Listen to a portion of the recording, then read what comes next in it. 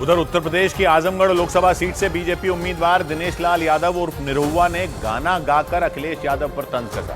उन्होंने अखिलेश यादव और उनके भाई धर्मेंद्र यादव को भगोड़ा बता दिया। विपक्षी गठबंधन ने आजमगढ़ लोकसभा सीट पर समाजवादी पार्टी के धर्मेंद्र यादव को बीजेपी के निरहुआ के खिलाफ मैदान में उतारा। वहां 25 मई को वोट डाले जाएंगे। लेकिन बढ़ते तापमान के साथ वोटिंग से पहले आजमगढ़ का सियासी तापमान भी बढ़ गया। बीजेपी उम्मीदवार और भोजपुरी गायक दिनेश लाल यादव उर्फ निरहुआ ने गाना गाकर अखिलेश यादव पर तंज कसा। जब भौजी आवे चाहे भैया होई आजमगढ़ जम के लड़ैया, आर होई चाहे पार फैसला अटल रहे, अखिलेश हुए फरार निरहुआ डटे। निरहुआ ने अखिलेश और उनके भाई धर्मेंद्र यादव को भगोड़ा तक बता दिया। आजमगढ़ ने उनको भगोड़ा घोषित कर दिया। दोनों भाई भगोड़े हैं।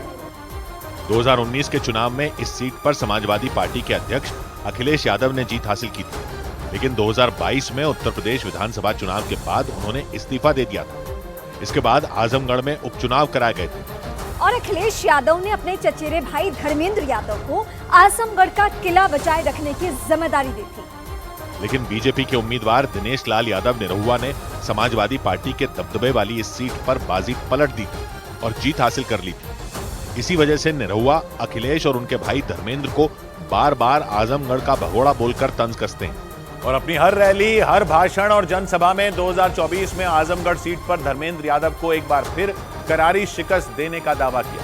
निरहुआ और मुलायम सिंह यादव के परिवार के धर्मेंद्र यादव की सीधी टक्कर की वजह से Azamgarh Lok Sabha seat hot seat बन गई। इसी वजह से विपक्षी गठबंधन के साथ ही बीजेपी के दिग्गज नेताओं ने वहां जीत दर्ज करने के लिए पूरा जोर लगा दिया और खुद प्रधानमंत्री नरेंद्र मोदी पूर्वांचल की इस हॉट सीट पर हुंकार भरते दिखाई दिए। आजमगढ़ के लालगंज में हुई एक रैली में प्रधानमंत्री शामिल हुए और निरहुआ के लिए प्रचार किया। इस दौरान उन्होंने विपक्ष को एक नई चुनौती दे दी। क्या इस देश में अब कोई माई का लाल पैदा हुआ है जो सीए को खत्म कर सके?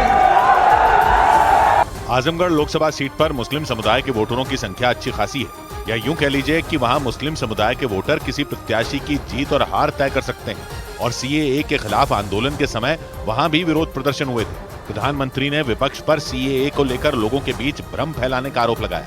उत्तर प्रदेश में मुस्लिम समुदाय के वोटरों को साधने के लिए समाजवादी पार्टी ने पीडीए यानी पिछड़ा, दलित और अल्पसंख्यक गठबंधन बनाया, लेकिन आजमगढ़ लोकसभा सीट से बीजेपी उम्मीदवार निरहुआ ने अपने ही अंदाज में पीडीए का मतलब बताया।